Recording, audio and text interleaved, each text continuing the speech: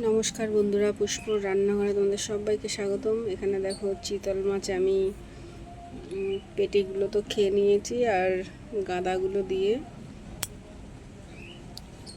কাই বের করেছি। এই দেখো মিঠা বানাবো বলে তাই। আর এখানে দেখো বড় সাইজের একটা পেঁয়াজ কুচি নিয়েছি, একটা আলু সিদ্ধ করে নিয়েছি লঙ্কার গুঁড়ো, জিরের গুঁড়ো, হলুদ গুঁড়ো, লবণ স্বাদ মতো। চলো একবারে মেখে নিই।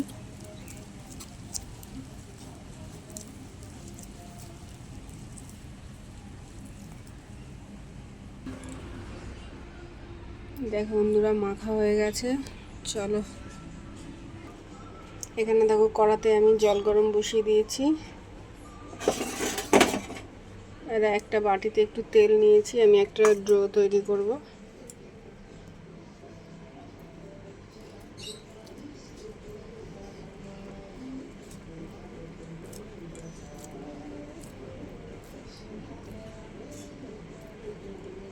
চলো সবগুলো এইভাবে বানিয়ে নিই।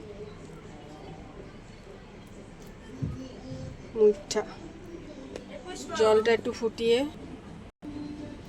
দেখো বন্ধুরা, সবগুলো মুঠা আমার তৈরি হয়ে গেছে। এখানে জলও বসিয়ে দিয়েছি, গরম জল। আলু ভেজেছিলাম সেই কড়াইতেই দিয়ে দিয়েছি। চলো এবার আমি মুঠাগুলো দিয়ে দিই।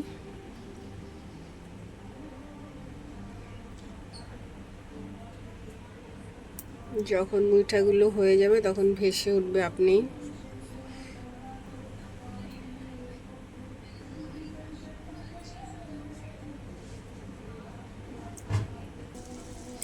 দেখো বন্ধুরা, মুইঠাগুলো ভেসে উঠছে। চলো এবার তুলে নিই।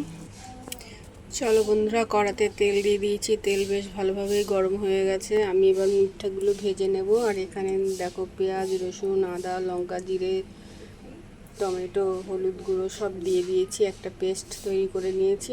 চলো ভেজে নিই।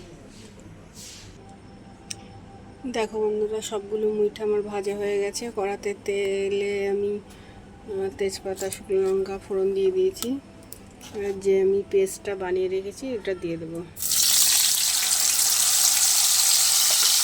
আর এখানে মিঠা সিদ্ধ করার জলটা কিন্তু ফেলিনি বন্ধুরা, ওই জলটাই আমি দিয়ে দেবো। তাহলে আমি ভালো করে ভেজে নিই। দেখো বন্ধুরা, সুন্দর কষানো হয়ে গেছে, তেল ছেড়ে দিয়েছে। চলো এবার আমি জল দিয়ে দেবো, সেই সিদ্ধ করা জলটাই দিয়ে দেবো। দেখো বন্ধুরা, ঝোলও সুন্দরভাবে ফুটে গেছে। আমি মুইঠাগুলো দিয়ে দিই, আবার একটু ফুটে উঠুক। দেখো বন্ধুরা, হয়ে এসছে। আমি একটু গরম মশলা দিয়ে দিলাম। দেখো বন্ধুরা, চিতল মাছের মুইঠা একদম রেডি হয়ে গেছে। আমি উপর দিয়ে একটু ঘি দিয়ে দিলাম। তোমাদের যদি ভালো লাগে তোমরা লাইক করো, কমেন্ট করো, শেয়ার করো, সাবস্ক্রাইব করো। আজকের মতো রাখি বন্ধু, টাটা।